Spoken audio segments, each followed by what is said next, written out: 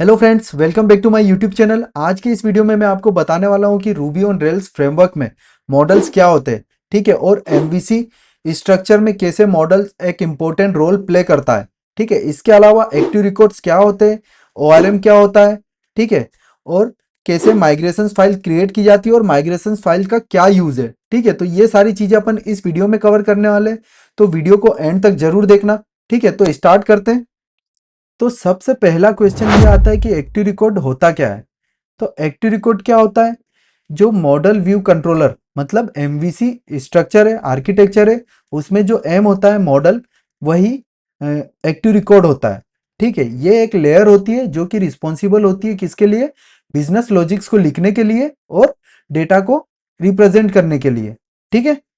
और यही वो लेयर है जो रूबी के ऑब्जेक्ट्स को डेटाबेस में स्टोर करने के लिए हेल्प करती है, ठीक है। ठीक है। तो लास्ट वीडियो में अपन ने कंट्रोलर के लिए क्रड ऑपरेशंस क्रिएट किए थे, ठीक है। उसके लिए अपन ने एक यूजर मॉडल और टेबल क्रिएट किया था, ठीक है। तो यूजर मॉडल मेरे पास यहाँ पर एक फाइल है, ठीक है, मॉडल्स फोल्डर के अंदर यूजर डॉट आरबी, ठीक है। ये क्लास या ये मॉडल अपन ने क्रिएट किया था लास्ट वीडियो में, ठीक है। तो ये किससे इनहेरिट है? एप्लीकेशन कंट्रोलर से, ठीक है। तो एप्लीकेशन कंट्रोलर के अंदर आप देखोगे तो एक्टिव रिकॉर्ड बेस से एप्लीकेशन कंट्रोलर इनहेरिट है, मतलब इनडायरेक्टली जो मॉडल है अपना यूजर डॉट आरबी, ये किससे इनहेरिट है? एक्टिव रिकॉर्ड बेस से, ठीक है। तो यही अपना एक्टिव रिकॉर्ड है, ठीक, यही अपना एक्टिव रिकॉर्ड ऑब्जेक्ट है, ठीक है। और इसी को अपन मॉडल बोलते हैं, ठीक है। समझ में आ? तो इसमें तो इस क्लास के जितने भी ऑब्जेक्ट्स बनेंगे वो डेटाबेस से कनेक्ट हो जाएंगे, ठीक है। तो ये जो कनेक्शंस प्रोवाइड करेगा कि जो ऑब्जेक्ट होंगे इस क्लास के ऑब्जेक्ट होंगे ये कैसे डेटाबेस से इंटरेक्ट कर रहे हैं, ठीक है। डायरेक्टली कैसे इंटरेक्ट कर रहे हैं डेटाबेस से? कोई ना कोई तो लेयर होगी वहां पर, कोई ना कोई तो स्ट्रक्चर होगा जो कि इस रूबी की क्लास को, क्योंकि ये तो एक सिर्फ सिंपल सी क्लास है, इस रूबी की क्लास को ऐसा ऑब्जेक्ट बना रहा है जो कि डेटाबेस से कनेक्ट हो रहा है, ठीक है। तो वो स्ट्रक्चर क्या है? वो एक कॉन्सेप्ट होता है, ठीक है, एक टेक्निक होती है जिसको बोलते हैं ओआरएम, ठीक है, ऑब्जेक्ट रिलेशनल मैपिंग या ऑब्जेक्ट रिलेशनल मैपर, ठीक है। तो ऑब्जेक्ट रिलेशनल मैपिंग जो होती है, ओआरएम जो होती है, वो क्या करती है कि मॉडल में ये जो मॉडल है उसको और उसके अंदर जो डेटा है उसको रिप्रेजेंट करती है। जो भी डेटा इस मॉडल के अंदर रहेगा, जो भी जैसे आप नेम ईमेल जो भी डेटा रहेगा उसको रिप्रेजेंट करेगी कौन? जो ओआरएम है, ठीक है। तो अगर ओआरएम के अपन टास्क समझे तो ओआरएम के क्या क्या टास्क हो सकते हैं?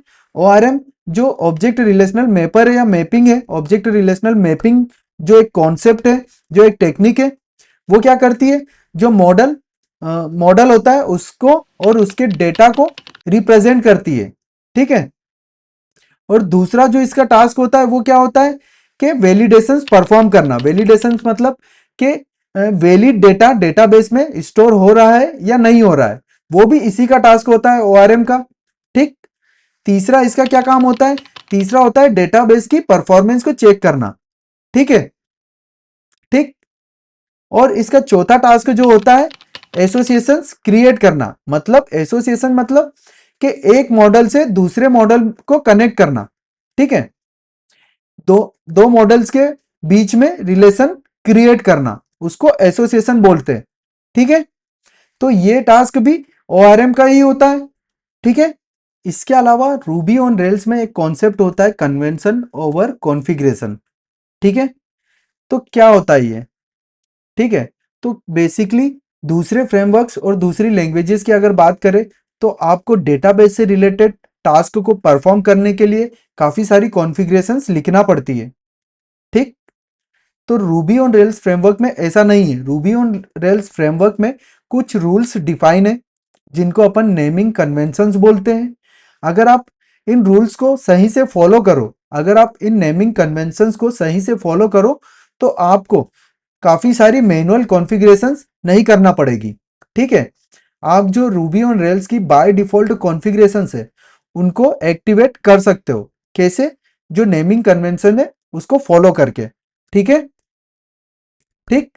तो क्या होती है नेमिंग कन्वेंशन? जैसे अगर कोई मॉडल आप डिफाइन कर रहे हो, ठीक है, तो कैसे डिफाइन करना है वो मैं आपको बताता हूं। तो जैसे अपन ने लास्ट वीडियो में मॉडल क्रिएट किया था, तो मैंने आपको बताया भी था कि जो मॉडल होगा उसका उसका जो नेम है, मॉडल का जो नेम है वो सिंगुलर होगा, ठीक है, प्लूरल नहीं होगा, सिंगुलर होगा, ठीक है। मतलब आप अगर यूजर के लिए टेबल क्रिएट कर रहे हो तो उसका जो मॉडल है उसका नाम आपको सिंगुलर रखना पड़ेगा, जैसे यूजर डॉट आरबी, ठीक है, ठीक, प्रोडक्ट डॉट आरबी, ठीक, या फिर पोस्ट, या फिर कमेंट, ठीक, इस टाइप से सिंगुलर रखना पड़ेगा, ठीक है। मॉडल का नाम सिंगुलर होगा, ठीक, ठीक है। और जो टेबल का नाम होगा, जैसे इंटरनली ये जो मॉडल आपने क्रिएट किया, आपने जो कमांड्स रन करी थी, कैसे, एक बार फिर से बताता हूं मैं, क्या कमांड रन करी थी अपन ने मॉडल क्रिएट करने के लिए, रेल्स जी मॉडल, ठीक है। आपने यह नाम दिया था यूजर, इसमें अपन ने लिया था नेम स्ट्रिंग, ठीक, ईमेल स्ट्रिंग, ये टेबल, ये जो कमांड अपन ने रन करी, तो इसने क्या किया था, डेटाबेस में एक टेबल, डेटाबेस के लिए एक टेबल ऐड करता है, ठीक है, एक माइग्रेशन फाइल क्रिएट करता है, और एक जो मॉडल फाइल है वो क्रिएट करता है। तो यहां पर अपन ने सिंगुलर नेम दिया, ठीक है, ठीक। तो ये कमांड रन करी अपन ने, तो क्या होता है, यहाँ पे दो फाइल क्रिएट होती है, और भी फाइल्स होती है टेस्ट के लिए, बट वो अभी इग्नोर करो, ठीक है। तो मेन जो फाइल है यूजर डॉट आर बी यहाँ पे क्रिएट होती है, और एक माइग्रेशन फाइल क्रिएट होती है, ठीक है, जो कि डीबी के अंदर माइग्रेट फोल्डर में होता है, डीबी फोल्डर के अंदर माइग्रेट में क्रिएट होती है, ठीक है। तो ये जो माइग्रेशन फाइल होती है, ठीक, ये क्या करेगी, ये डेटाबेस में टेबल क्रिएट करेगी, और इस टेबल का नाम क्या होगा, प्लूरल होगा, ठीक है। जैसे आपने मॉडल बनाया यूजर, तो टेबल का नाम क्या होगा, यूजर्स, ठीक है। आपने प्रोडक्ट मॉडल बनाया तो टेबल का नाम क्या हो जाएगा, प्रोडक्ट्स, ठीक है। ये रेल्स इंटरनली मैनेज करेगा, ठीक है। आपको इसमें कुछ करने की जरूरत नहीं है, आपको बस सही से नेमिंग कन्वेंशन फॉलो करना है। जैसे अपन ने कमांड्स यहाँ पे कमांड दी, तो आपको यहाँ पे मेक श्योर करना है कि जो मॉडल का नाम है वो सिंगुलर हो, ठीक है, ठीक है। आप अगर यहाँ पे मिस्टेक करोगे तो नेमिंग कन्वेंशन के कारण काफी सारी कॉन्फ़िगरेशंस और काफी सारे जो फीचर्स है वो सही से वर्क नहीं करेंगे, ठीक है, ठीक है। तो इस टाइप से, जैसे पोस्ट हो गया, ठीक है, कमेंट्स हो गया, कमेंट्स टेबल क्रिएट कर देगा ये डेटाबेस में, ठीक है, ठीक। जैसे यहां पर आप देख सकते हो कि माइग्रेशन फाइल के अंदर क्रिएट टेबल, और यहां पर यूजर्स, ठीक है, मतलब यूजर्स टेबल क्रिएट हो रहा है, ठीक है। तो अपन ने तो कमांड में यहां पे सिंगुलर दिया था यूजर, बट इंटरनली रेल्स ने उसे प्लूरल कन्वर्ट कर दिया, ठीक है, ठीक है। और उसके अंदर नेम और ईमेल फील्ड ऐड कर देगा, ठीक। तो यहां पर जब आप मॉडल का नाम क्रिएट करो तो सिंगुलर, और जो टेबल है वो प्लूरल रहेगी अपनी, ठीक है। तो जो भी क्वेरीज होगी वो इस टेबल पर आप कर सकते हो, ठीक है, एसक्यूएल क्वेरी से, ठीक है। तो यहां पर ये नेमिंग कन्वेंशन आता है, ठीक है। ये तो हो गए सिंगल वर्ड है जब आपको डिफाइन करना हो मॉडल के लिए, ठीक है। बट अगर आपको मल्टीपल वर्ड डिफाइन करना हो तो कैसे करोगे आप, जैसे आपको चाहिए अंडरस्कोर यूजर अंडरस्कोर कंट्री, ठीक है। ये एक टेबल आपको डेटाबेस में चाहिए, तो इसके लिए आप कैसे डिफाइन करोगे, इसके लिए आपके पास मॉडल की जो क्लास नेम रहेगी सिंगुलर रहेगी, मतलब, ठीक है, केमल केस रहेगी, यूजर कंट्री, ठीक है, ये आपकी क्लास हो जाएगी, ठीक है, जो कि इनहेरिट रहेगी किससे, एप्लीकेशन रिकॉर्ड से, ठीक है, ठीक। ये तो हो गए आपके मॉडल। ये फाइल का नाम क्या रहेगा इसका, यूजर कंट्री डॉट आरबी, ठीक है। बट जो डेटाबेस में टेबल बनेगी वो कैसे बनेगी, कंट्रीज, ठीक है, इस टाइप से बनेगी, ठीक है। रेल्स इंटरनली उसको जो टेबल है उसको प्लूरल प्लूरल में कन्वर्ट कर देगा। ठीक है, सिंगुलर टेबल का नाम, फाइल का नाम भी सिंगुलर। ठीक है, सॉरी, फाइल का नाम सिंगुलर और क्लास का नाम भी सिंगुलर होगा, बट जो टेबल है इंटरनली जो क्रिएट होगी माइग्रेशन के थ्रू उसमें प्लूरल रहेगा। ठीक है, समझ में आया? तो यही नेमिंग कन्वेंशन अपने को फॉलो करना है। ठीक है, ठीक ठीक है, नेक्स्ट देखते हैं। तो यहां पर जो माइग्रेशन फाइल होती है वो बेसिकली क्या काम में आती है? जो माइग्रेशन फाइल होती है ये आपका जो डेटाबेस होता है उसके अंदर मॉडिफिकेशन करने के लिए यूज की जाती है। ठीक है, मतलब आप डेटाबेस के अंदर कोई भी टेबल को क्रिएट, अपडेट, एडिट, डिलीट कुछ भी कर सकते हो, रीनेम कर सकते हो, टेबल की फील्ड्स को रीनेम कर सकते हो। ठीक है, जो डेटाबेस से रिलेटेड ऑपरेशन है मॉडिफिकेशंस के लिए या अल्टरेशन के लिए वो आप माइग्रेशन फाइल के थ्रू रन कर सकते हो। ठीक है, तो आप देखोगे कि डीबी फोल्डर के अंदर, माइग्रेट फोल्डर के अंदर एक फाइल क्रिएट हुई है जिसमें फाइल के नेम में एक नंबर ऐड किया गया है। तो ये नंबर क्या है? ये नंबर एक बेसिकली टाइम स्टैम्प होता है जो कि यूटीसी टाइम जोन में क्रिएट हुआ है। ठीक है, मतलब टाइम स्टैम्प क्या होता है? यहां पर जो पहले 4 डिजिट है वो ईयर को रिप्रेजेंट कर रहे हैं। ठीक है, उसके बाद जो डिजिट है वो मंथ को। ठीक है, ठीक, फिर उसके बाद डेट, उसके बाद आवर्स, ठीक है, मिनट्स और सेकेंड्स। इस टाइप से इस फॉर्मेट के थ्रू ये जो नंबर है ये क्रिएट हुआ है। ठीक है, यूटीसी टाइम जोन में, और यही फॉर्मेट फाइल के प्रीफिक्स में ऐड हो जाता है। ठीक है, जब भी आप कोई फाइल क्रिएट करोगे माइग्रेशन फाइल, ठीक है, तो क्या करेगा वो एक टाइम स्टैम्प ऐड करेगा फाइल में। ठीक है, तो इस टाइम स्टैम्प का क्या यूज है? बेसिकली जब आप कोई माइग्रेशन डेटाबेस के लिए रन करते हो, कैसे रन करते हो? तो अपन ने कमांड चलाई थी रेक डीबी माइग्रेट। ठीक है, सॉरी, तो अपन ने कमांड कौन सी रन करी थी? Rake DB migrate. ठीक है, ये वाली कमांड रन करी थी। तो इससे क्या होगा? ये चेक करता है कि जो लेटेस्ट माइग्रेशन फाइल क्रिएट हुई है, ठीक है, टाइम स्टैम्प के थ्रू ये लेटेस्ट जो माइग्रेशन फाइल है उसको चेक करेगा। ठीक है, मतलब जो लेटेस्ट फाइल अभी क्रिएट हुई है उसको रन करना है। तो मैं रेक डीबी माइग्रेट अगर रन करता हूं यहां पे, तो अभी कुछ भी रन नहीं हुआ है। ठीक है, मतलब ये फाइल ऑलरेडी रन हो चुकी है। ठीक है, मतलब ये टेबल डेटाबेस में ऐड हो चुकी है। ठीक ठीक है, जब रेकडीबी माइग्रेट किया तो ये टेबल डेटाबेस में ऐड हो गई। अब मुझे इस टेबल में कुछ नया कॉलम ऐड करना हो तो मैं कैसे करूंगा? ठीक है, रेल्स जी माइग्रेशन, ठीक है, ऐड स्टेटस टू यूजर्स। ठीक है, यहाँ पे ऑपरेशन परफॉर्म करना है। ठीक है, फील्ड का नाम, ठीक है, किसमें ऐड करना है वो। ठीक ठीक, और यहां पर अपन दे देते हैं स्टेटस स्ट्रिंग, या ठीक है स्ट्रिंग दे देते हैं। ठीक है, तो यहां पर एक फाइल क्रिएट हुई।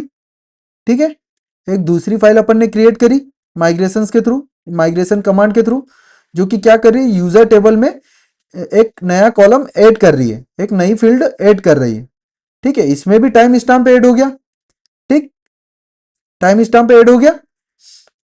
ठीक है, जब अपन इसको ओपन करेंगे, पहली वाली फाइल का टाइम स्टैम्प आप देखोगे, ठीक है, उसमें टाइम डिफरेंट है। ठीक है, ठीक, जब इसको ओपन करेंगे अपन, तो क्या किया इसमें? इसमें ऐड स्टेटस टू यूजर्स, ये क्लास बनी अपनी। ठीक है, ठीक, जिसके अंदर इसने एक मेथड ऐड करी चेंज, उसके अंदर क्या चेंज करना है अपने को? ऐड कॉलम यूजर्स टेबल के अंदर स्टेटस फील्ड जो कि स्ट्रिंग रहेगी। ठीक है, तो अगर अपन अभी रेल्स कंसोल पर यूजर टेबल चेक करें, यूजर मैंने बताया था कैसे चेक कर सकते अपन, यूजर डॉट ऑल के थ्रू अपन सारे रिकॉर्ड्स फेच करते। तो यहां पर अगर यूजर अपन चेक करें, ठीक है। यूजर, ये जो यूजर मॉडल है ये रिप्रेजेंट कर रहा है अपनी टेबल को डेटाबेस में।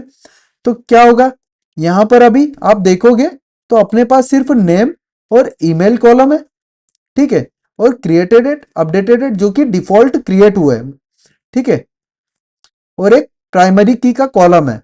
अपन ने जो स्टेटस अभी ऐड किया था स्टेटस कॉलम यूजर टेबल में, वो अभी यहां पर शो नहीं हो रहा है, नहीं दिखा रहा है।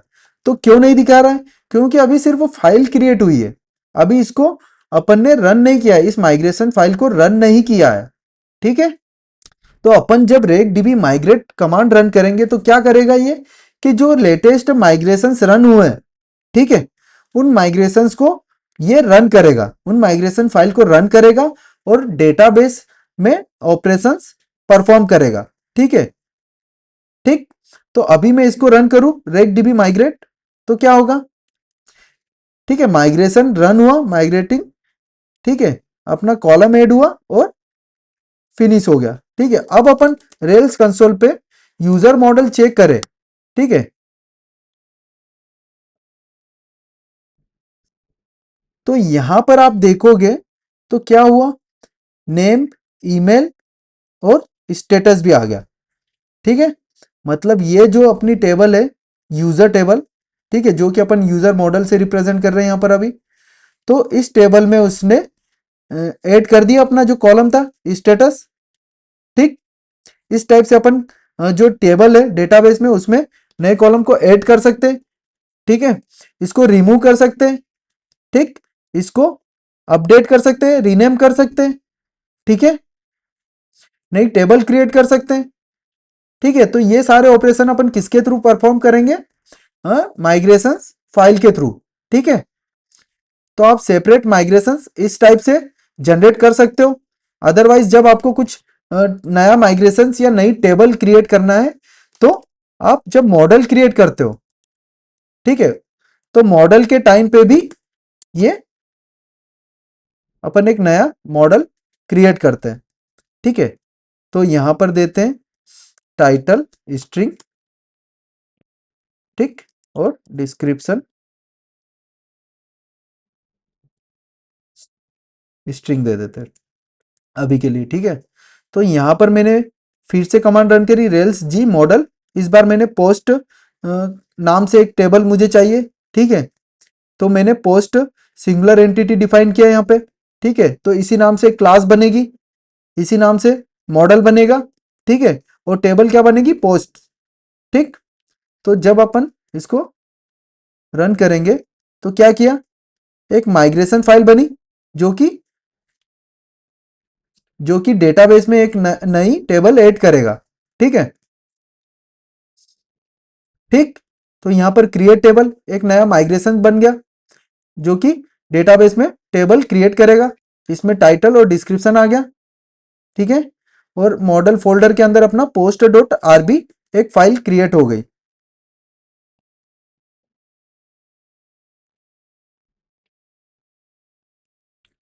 ठीक है। तो यहां पर अपने पास एक और मॉडल क्रिएट हो गया, ठीक, ठीक है।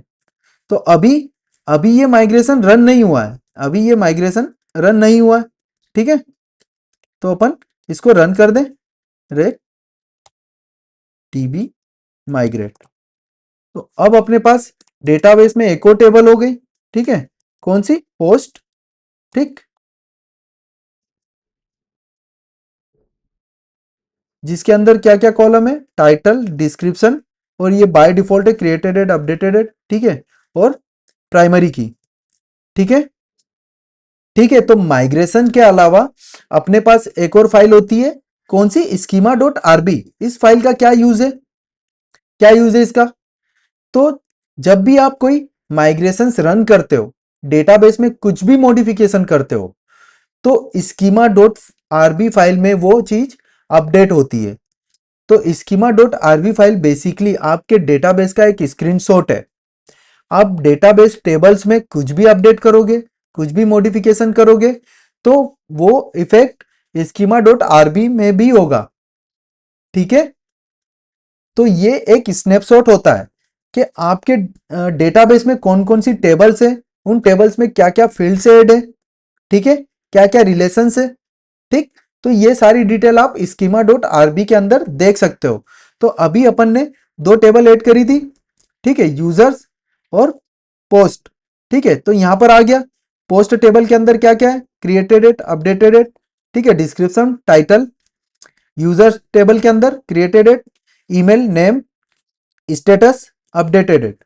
अब अगर अपन पोस्ट जो टेबल है उसके अंदर एक और कॉलम ऐड कर दें यहाँ पे, ठीक है, टाइटल, डिस्क्रिप्शन, एक और कॉलम ऐड कर देते हैं अपन इमेज, ठीक। तो यहां पर स्कीमा डॉट आरबी फाइल में चेंज होना चाहिए, ठीक। तो अपने पास कमांड क्या है ऐड करने के लिए, rails G migration add image to post, ठीक है। यहां पे इमेज स्ट्रिंग रख लेते हैं, इसको ऐड कर दिया अपन ने, ठीक है। फाइल क्रिएट कर दी migration file, add image, image to post, ये क्लास क्रिएट हुई, उसके अंदर चेंज, चेंज के अंदर ऐड कॉलम मेथड, ठीक है, पोस्ट, उसके अंदर इमेज स्ट्रिंग। अभी माइग्रेशन क्रिएट हुआ है, रन नहीं हुआ, तो अभी अपन चेक करते, ठीक है। अभी सिर्फ माइग्रेशन क्रिएट हुआ है, रन नहीं हुआ है। तो स्कीमा डॉट आरबी फाइल में अभी आप देखोगे तो पोस्ट के अंदर डिस्क्रिप्शन और टाइटल ही है, इमेज वाला कॉलम नहीं आया है, ठीक है। तो अपन रेक डीबी माइग्रेट रन करें, ठीक है, रन हुआ। अब आप देखते हैं स्कीमा डॉट आरबी फाइल क्या हुआ, यहां पर इमेज कॉलम भी आ गया। मतलब ये एक स्नैपशॉट होता है, स्क्रीनशॉट होता है अपने डेटाबेस का, कि कुछ भी मॉडिफिकेशन हुआ तो इसके अंदर सेव होता रहता है, इसके अंदर अपडेट करता रहता है, ठीक है। और इसका वर्जन भी चेंज होता रहता है, ठीक है।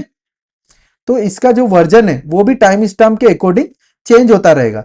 सपोज दो डेवलपर एक ही प्रोजेक्ट पे काम कर रहे हैं और आपने कुछ टेबल में चेंज किया और दूसरे डेवलपर ने भी टेबल में कुछ चेंज किया, तो वो कैसे डिफरेंस आइडेंटिफाई करेगा, वर्जन के थ्रू डिफरेंस आइडेंटिफाई करेगा, ठीक है। जैसे मैं इसको कंट्रोल जेड करूं यहाँ पे, ठीक है, इमेज कॉलम ऐड करने से पहले क्या था मेरा माइग्रेशन वर्जन, मेरा स्कीमा वर्जन क्या था, 114201, ठीक है। यहाँ पे इमेज कॉलम नहीं है अभी। तो अब मैं जब इसको वापस से नए वर्जन में अपडेट करता हूं तो क्या दिखाएगा, तो अभी अपने पास इमेज कॉलम है यहाँ पर, ठीक है, और वर्जन भी चेंज हो गया, ठीक है। तो इस टाइप से ये नए वर्जन को ट्रैक करेगी, ठीक है, कि कौन सा वर्जन मेरे पास पुराना हो गया है, कौन सा नया वर्जन हो गया है, ठीक है। उसके अकॉर्डिंग ये स्कीमा डॉट आरबी फाइल को चेक करेगा, ठीक है। तो स्कीमा डॉट आरबी फाइल का बेसिकली ये काम है, ठीक है। तो लास्ट वीडियो में अपन ने जो क्रड ऑपरेशंस है कंट्रोलर के थ्रू क्रिएट किए थे, ठीक है। उसमें अपन ने मॉडल ऐड किया था यूजर, जिसके थ्रू अपन ने जो डेटाबेस के ऑपरेशंस है उनको परफॉर्म किया था, ठीक है। कैसे अपन ने इंडेक्स में सारे यूजर्स दिखाए, कैसे स्पेसिफिक यूजर्स रिटर्न किया, कैसे इनिशियलाइज किया यूजर को, ठीक है, क्रिएट किया, एडिट, अपडेट और डिस्ट्रॉय किया, ठीक है। ये सारे क्रड ऑपरेशंस अपन ने कंट्रोलर के थ्रू परफॉर्म किए थे यूजिंग यूजर मॉडल, ठीक है। तो अपन अभी देखते हैं कि यूजर मॉडल और क्या क्या क्रड ऑपरेशंस के लिए अपने को प्रोवाइड करता है, क्या क्या मेथड्स अपने को प्रोवाइड कर रहा है, ठीक है। तो अपन टर्मिनल पे चलते और यहां पर अपन ओपन करते रेल्स कंसोल, ठीक। तो अपने पास यूजर टेबल है, पोस्ट टेबल भी है, अपन कोई सी भी टेबल यूज कर सकते हैं यहां पर, ठीक है। तो मॉडल के थ्रू थ्रू क्रड ऑपरेशन अपन कैसे परफॉर्म करेंगे, यहाँ पे मैंने आपको बताया था कि जब ऑब्जेक्ट इनिशियलाइज करना हो, ठीक है, तो कैसे करोगे आप।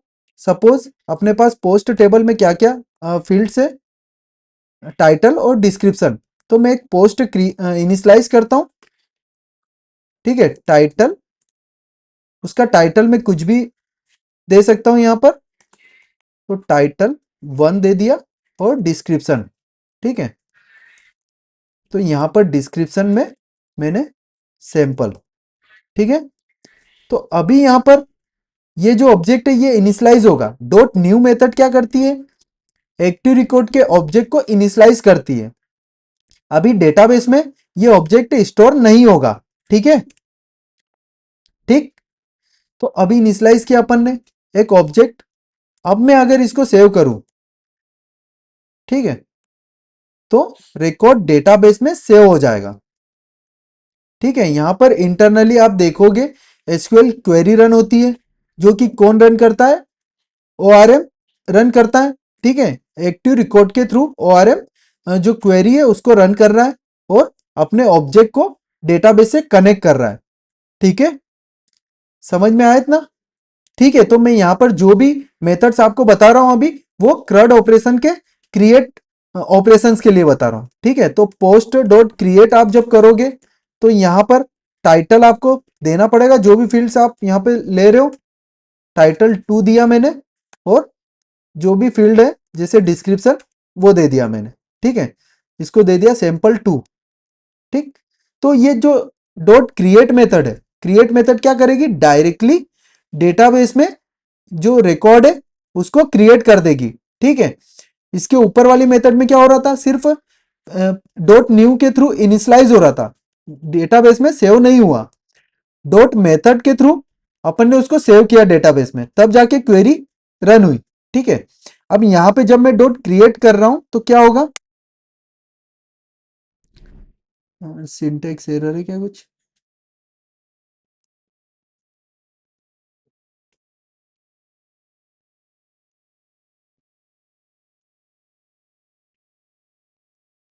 ठीक है, टाइटल की स्पेलिंग गलत हो गई। ठीक है, अनडिफाइंड मेथड टाइटल, इसको करेक्ट करते हैं। ठीक है, अब इसको रन करें तो क्या हुआ, डायरेक्टली क्रिएट हो गया, इनिशियलाइज नहीं हुआ। डेटाबेस में डायरेक्टली क्वेरी रन हुई, इंसर्ट टू, और रिकॉर्ड क्रिएट हो गया। ठीक है, एक और डिफरेंस है कि जब अपन ने यहाँ पे डॉट सेव रन किया ऑब्जेक्ट के ऊपर तो क्वेरी रन हुई और ट्रू रिटर्न हुआ। ठीक है, क्वेरी रन हुई और अगर सक्सेसफुली डेटाबेस में सेव हो गया तो ट्रू रिटर्न हुआ। ठीक है, और यहां आप देखोगे तो जब डॉट पोस्ट अपन ने क्वेरी कॉल किया तो क्वेरी रन हुई और ऑब्जेक्ट रिटर्न हुआ, जो भी क्रिएटेड ऑब्जेक्ट है वो रिटर्न हो गया। ठीक है, तो एक ये डिफरेंस है डॉट न्यू, डॉट सेव और डॉट क्रिएट में। ठीक है, समझ में आया? तो ये जो मेथड है ये क्रट के लिए यूज की जा रही है। ठीक, अब अपन देखते हैं रीड के लिए, तो कैसे डेटाबेस से रिकॉर्ड्स को रीड कर सकते हैं। तो कैसे कर सकते हैं, उसके लिए मल्टीपल तरीके होते हैं जो कि एक्टिव रिकॉर्ड प्रोवाइड करता है अपने को। तो सपोज अपने पास जो पोस्ट क्रिएट हुई है, ठीक है, मुझे सारी पोस्ट फेच करनी है, तो मैं कैसे करूंगा, पोस्ट डॉट ऑल। ठीक, तो कितनी पोस्ट क्रिएट हुई है डेटाबेस में, दो। ठीक है, ID 1 और ID 2। अब मुझे कोई स्पेसिफिक पोस्ट डेटाबेस से फेच करनी है, तो मैं कैसे करूंगा, डॉट फाइंड, और इसमें मैं आईडी पास कर दूंगा। ठीक है, कोई सी भी आईडी, जैसे 1 मैंने पास किया तो आपको रिटर्न हो गया ऑब्जेक्ट, सिंगल ऑब्जेक्ट रिटर्न हो गया यहां से। ठीक है, 1 वाला। ठीक, ऐसे ही मुझे अगर 2 वाली चाहिए तो 2 आईडी मैंने पास कर दी। ठीक है, ठीक है, तो ये रिटर्न हो गया। इसके अलावा भी कई तरीके होते हैं, जैसे आपको मल्टीपल रिकॉर्ड्स फेच करना हो तो वेयर होता है, डॉट वेयर। ठीक है, यहां पर आप सपोज आपको टाइटल के थ्रू रिकॉर्ड्स फेच करने हैं। ठीक है, आपने दिया टाइटल 1। ठीक है, ठीक है, यहां पर दिया टाइटल। ठीक, तो एक एरे रिटर्न होगा, मतलब डॉट वेयर क्वेरी रन होगी एसक्यूएल में। ठीक है, एसक्यूएल की वेयर क्वेरी रन हुई। ठीक है, तो ये क्या करेगा, टाइटल जितने भी रिकॉर्ड्स में सेम टाइटल मिलेगा सारे रिकॉर्ड्स आपको एरे में रिटर्न कर देगा। ठीक है, तो ये हो गया एक रीड का। एक होता है इसमें, अगर फर्स्ट रिकॉर्ड चाहिए आपको फर्स्ट रिकॉर्ड अगर फेच करना है तो पोस्ट डॉट फर्स्ट। तो ये क्या करेगा, आपको असेंडिंग ऑर्डर में आईडी से उसको ऑर्डर करेगा असेंडिंग ऑर्डर में, और जो पहला रिकॉर्ड आएगा, ठीक है, उसको आपको रिटर्न कर देगा। ठीक है, सेम होता है पोस्ट डॉट लास्ट, ये आपको लास्ट रिकॉर्ड रिटर्न करेगा डिसेंडिंग ऑर्डर में। ठीक है, उसको डिसेंडिंग ऑर्डर में फिल्टर करेगा रिकॉर्ड्स को, और जो भी लास्ट रिकॉर्ड है वो आपको रिटर्न कर देगा। ठीक है, ठीक, तो ये हो गए जो रीड है उसके लिए ये मेथड्स हो गई। और भी मेथड्स है, जैसे फाइंड बाय करके भी आप रिकॉर्ड्स को फाइंड कर सकते हो, स्पेसिफिक रिकॉर्ड को। जैसे मैंने टाइटल के थ्रू मुझे स्पेसिफिक रिकॉर्ड फाइंड करना है, ठीक है, फाइंड बाय, ये मेथड से भी आप यहाँ पर फाइंड कर सकते हो। मैं डिस्क्रिप्शन से भी यहाँ पे फाइंड कर सकता हूँ, ठीक है, डिस्क्रिप्शन से भी मैं यहाँ पर फाइंड कर सकता हूँ, ठीक।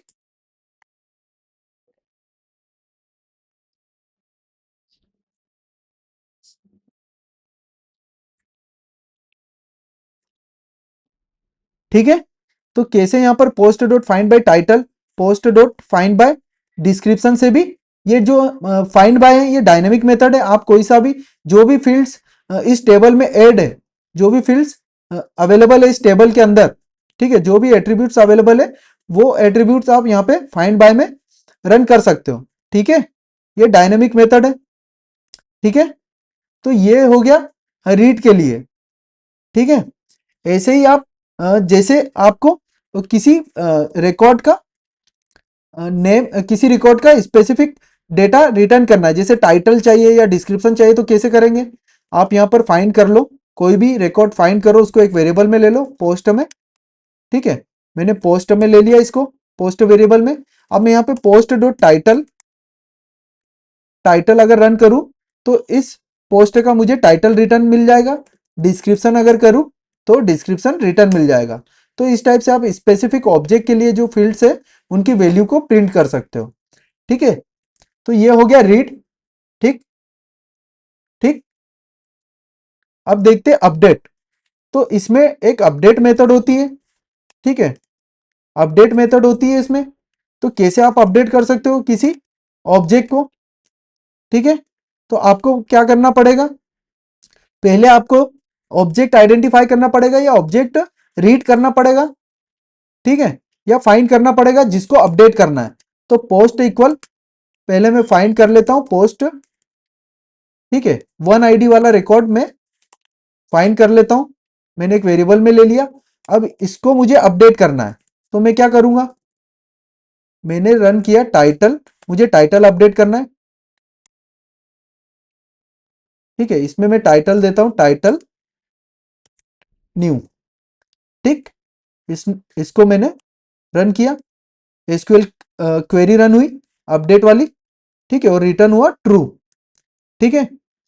और यहां पर जब आप देखोगे सारे रिकॉर्ड्स या सेम रिकॉर्ड अपन देखे अगर पोस्ट, तो क्या हुआ, ठीक है, वैल्यू डेटाबेस में अपडेट हो गई, टाइटल न्यू, ठीक है। और सारे अगर पोस्ट अपन रिटर्न करें यहाँ पे पोस्ट डॉट ऑल, तो डेटाबेस में सारी पोस्ट रिटर्न हो गई, और जो ऑब्जेक्ट था अपना उसके लिए जो टाइटल है वो अपडेट हो गया, ठीक।